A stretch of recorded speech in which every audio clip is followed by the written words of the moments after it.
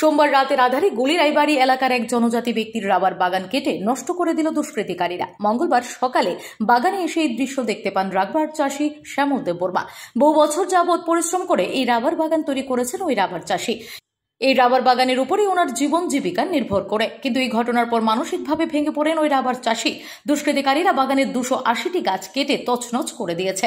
এ বিষয়ে রাবার চাষী শ্যামল দেববর্মা জানিয়েছেন কে বা কারা এবং ঠিক কী কারণে ওনার এরকম ক্ষতি করেছেন সেই বিষয়ে তিনি কিছুই বলতে পারছেন না। তবে এলাকাবাসীরা এই ঘটনার সুষ্ঠু তদন্ত এবং অভিযুক্তদের কঠোর শাস্তির দাবি জানিয়েছে। বিকাল রাত্রের ঘটনা, 9টার রাত্রের ঘটনা।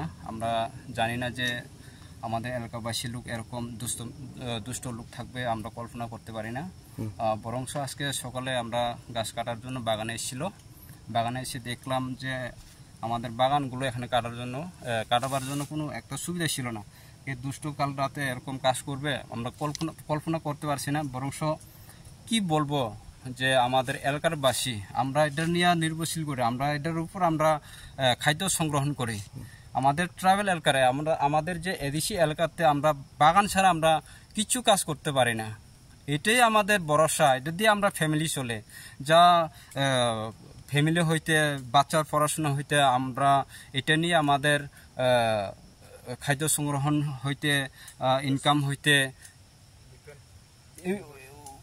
অল টোটাল আমরা এটা দিয়েই আমরা নির্ভর করি। কিন্তু আজকে যে এরকম কাজ করে দুষ্টামি করছে, এটা কি পদক্ষেপ নেব আমরা প্রস্তুত আছি। আমাদের এলাকার বাসী সবাইকে আমরা জানাচ্ছি আজকে সকালে সব আমরা আসার পরে দেখার পর্যন্ত এখন কি স্টেপ নেবে আমরা আবার সিদ্ধান্ত করব। অনুমানিক কত গাছ হয়তো নষ্ট করছে?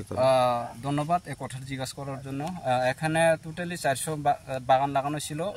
জ্বর বৃষ্টিতে হয়তো 20-25টা এরকম ভেঙে গেছে। ভেঙে যাওয়ার পরে এখানে টোটাল আছে 380 এরকম গাছ আসে। 380টার মধ্যে বেশিরভাগ ক্ষতি হয়েছে, 280 মতো ক্ষতিগ্রস্ত হয়েছে, আরো 80 হইতে 100 এরকম অনুমানিক আসে।